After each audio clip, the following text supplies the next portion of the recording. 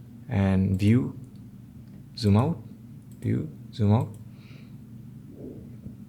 Here the shortcut keys are also there, as for zooming in, Ctrl Z, and for zooming out, Shift Z. So if we remember the shortcut keys, it becomes easier and more handy to do the layout. To fit everything, to fit the entire design on the screen, you need to press F like that. So there are some more other options, but mostly we'll be using zooming in and zooming out and fitting everything in the area by pressing F. Now I have placed my NMOS. Now I need to make this size of the NMOS similar to the size that I have taken in the schematic. So with this NMOS selected, press Q to get the properties window. So if in the parameter tab, you'll be seeing the parameter of this device. So since I have taken 2 micrometer for the NMOS, for the width of the NMOS, we'll take 2. The gate length is default 0.18, and it is same to the schematic. In the schematic also we have not edited the gate length. If you press OK, so you see the length of the NMOS has been increased from 0.42, which was the default width, and it has increased to 2 micrometer. So if I press F, the entire thing has been fit in the screen. Now I'll be zooming it out by pressing Shift Z, so that I can place the PMOS on the top of it. But before we go ahead, if you observe here, my mouse pointer is just moving from, if I zoom in here, it's moving from one grid point to the other grid point. Now here I need to decrease the resolution of this grid, because otherwise it may create a problem while I'll be drawing the metal layers. So to decrease it, go to Options, Display, or the shortcut key is E. So here we need to decrease the X snap spacing and Y snap spacing, so that this snapping between the grids decreases. So let me make it as 0.01 and 0.01. Make sure that you don't decrease it too low, otherwise there will be some TRC error later on, or off-grid errors. So 0.01 is sufficient. Click OK. So here you see the resolution of this snapping has decreased. So let me put my PMOS now. Press I, again browse. So from here, PMOS 18, put a symbol here. So this is my PMOS. So if I see the properties of this PMOS, it is seen that it is already 4 micron. This is because this tool generally remembers whatever the width that I have set in the schematic, whatever the last width that I have checked in the set in the schematic. So that's why by default the size of this PMOS is 4 micrometer. Now I have placed both the transistor. So if I go back and see my schematic, I need to do the following connection. I need to connect these 2 gates. I need to connect the 2 drains of the 2 transistor, like that. So for the connection of the gate, we'll be using the polysilicon. So if we zoom into this transistor and observe, we'll see certain things. So this red portion, this red layer, is the polysilicon layer, or it is the gate. So if I see in this layers option in the right side of the window, this GC represents this layer, the gate layer. So how do I know that whether this GC is this polysilicon gate layer, or it may be some other red layer, WN layer, it may be this red one. So to confirm this, what we can do is we can only display this particular layer. So only to display this GC layer, you can click NV, non-visible. So you see only the gate layer or the polysilicon layer is visible. If I press F, the polysilicon layer of the PMOS and NMOS are visible. Now I'll be selecting all visible. So now I am sure that GC is the polysilicon layer, and using the polysilicon layer I can connect these two gates. So the polysilicon layer is resistive compared to the metal layers. However, for short distance connection, like connecting the gates of the inverter or gates of some small circuit, it can be used, but preferably long connections should not be done using the polysilicon. If I observe, so this is you can see this is the drain of the NMOS, and this is the source. Or because the drain and source are symmetric, they can be interchanged. So we can create either of them as drain and source. So there's no harm in that. Now this cross mark is the contacts connecting to the drain and the metal one layer. So if you see here, this blue layer, if you see here, this blue layer is the metal one layer. So if I go to the layers and see this M1 DRW, because there are a lot of M1s, but if I see this DRW, so this is the metal one layer. So the contacts, the drain of the NMOS has already been connected to the this metal one layer. So if I just click this non-visible, so you can see that there are two M1 metal one layers on above this source and drain. So this metal one can be directly used to access the drain and source of the transistor. So now so the conclusion is I'll be using this metal one layer for connecting the drains or doing the connection to the drains and source of the transistor, and I'll be using the GC or the polysilicon layer to connect the gates. So now let me zoom and let me draw the connection of polysilicon layer for connecting the two gates.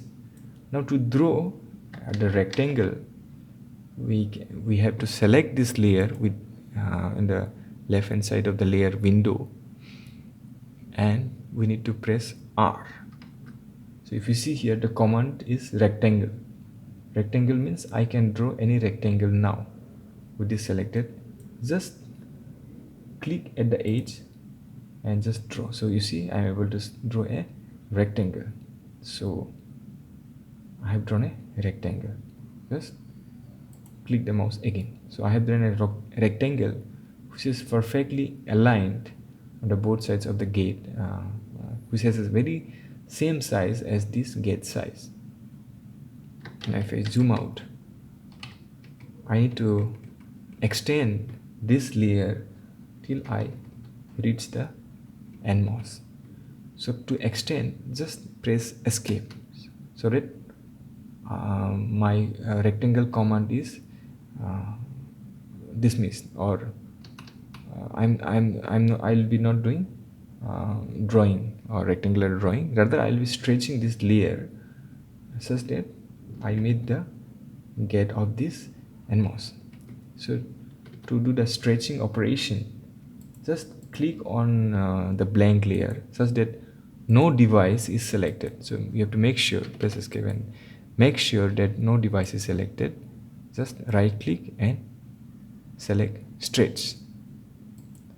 If the device is selected and if you do this stretch, get this stretch command, it will not work. So make sure that you click in the blank area, right click and then select stretch. The shortcut option for getting the stretch option is S. So if I just touch this layer now by selecting the stretch command, this edge is getting highlighted. So it means that I will be able to stretch this layer. So if I just click and drag the mouse, so you see I'm able to stretch it. So I'll be just touching and overlapping a little bit this layer in the endmost region. Just click and then release it. So I need to undo the stretch command, so just press escape. So to dismiss any command you need to press escape. Now if I zoom in this area, you'll see that my gate is connected to this, but there is some little bit of misalignment. So I need to move this NMOS little bit so that it is aligned. Otherwise this may show some error in future in the design rule check. So just click this NMOS and press M. So I'm ready to move it. So you see the command that I have selected is move. So the shortcut key is M. Otherwise you have to go to the tools or this is located edit M, move. So here the commands are there: move for copying, type C; for stretching, S; and for delete, simply delete key. So with the move command selected, just move it.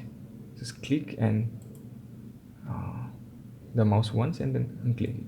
So you see my this drawing, the connection, the gate, this poly connection has been perfectly aligned with the NMOS device. So press F, so you can see the entire connection is done. So now I'll be doing the connection between the two drains. So again do the same thing but with metal 1 layer.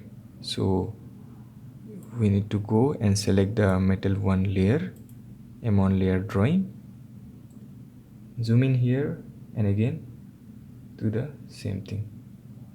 Note that you see my snap spacing is little bit, I'm not able to exactly select the edge of this metal 1 layer. So maybe I have to decrease it to again 0.05,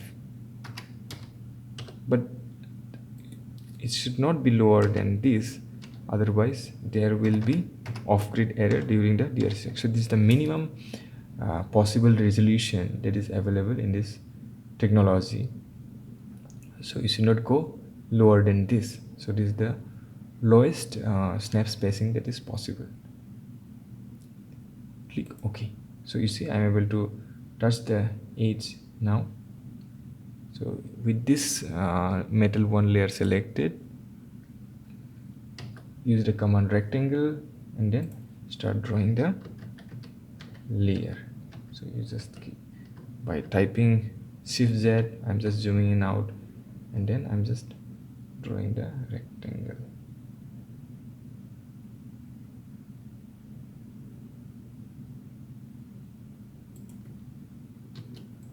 So this is almost aligned, little bit it's there but it should not create a problem. But better, the good practice is to stretch it and make it aligned. Yeah, so this is aligned and then again my stretch command is selected, just stretch it. So you see here also it is aligned.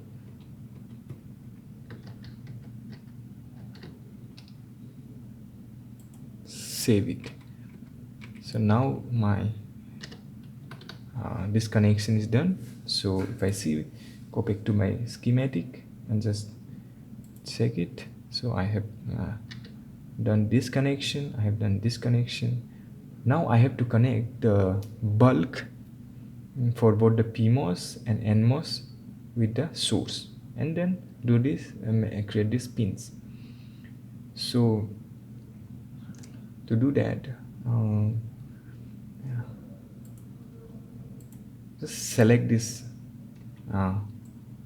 NMOS, press Q. So if you go to this parameter tab, just scroll down and go to the show tab properties and click yes. So I want tabs for this transistor, and I have an option of whether I want these tabs on the left side or on the right side.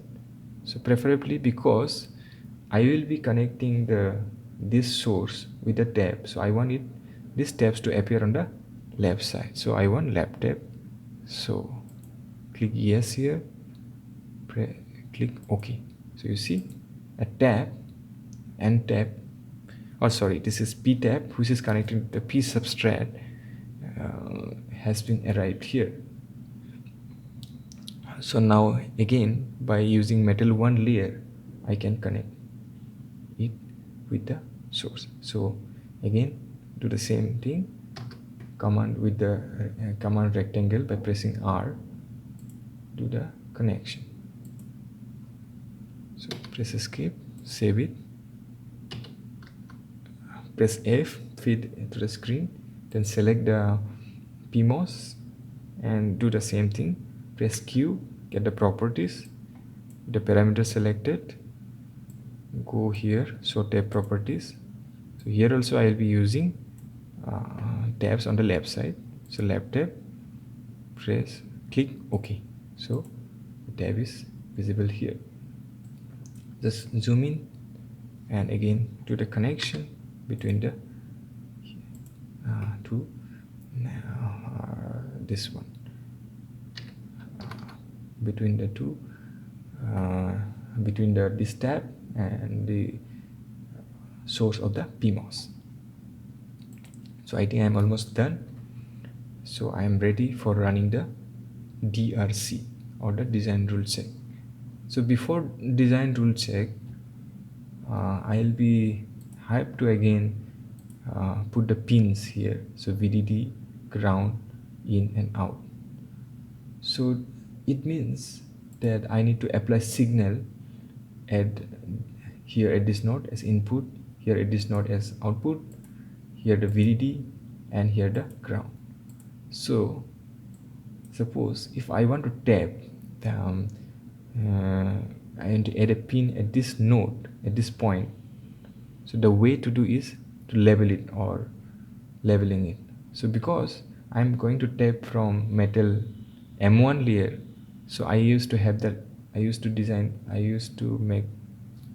have to make label on the M1.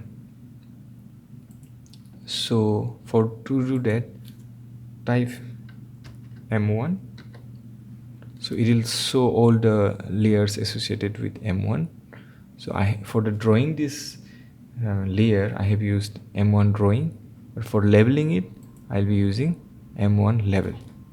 So with this layer selected, create label, or the shortcut is pressing label. So use the current entry layer, or this layer, entry layer, and then I need to label it as, type the name of the label, OUT out, height, and keep it, and just touch it here.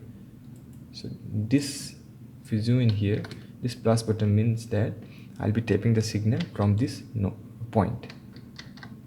However, this level size is too big, so I will decrease this level size by selecting this level and then pressing Q and going here. The height is 1. Let me make it as just 0.3.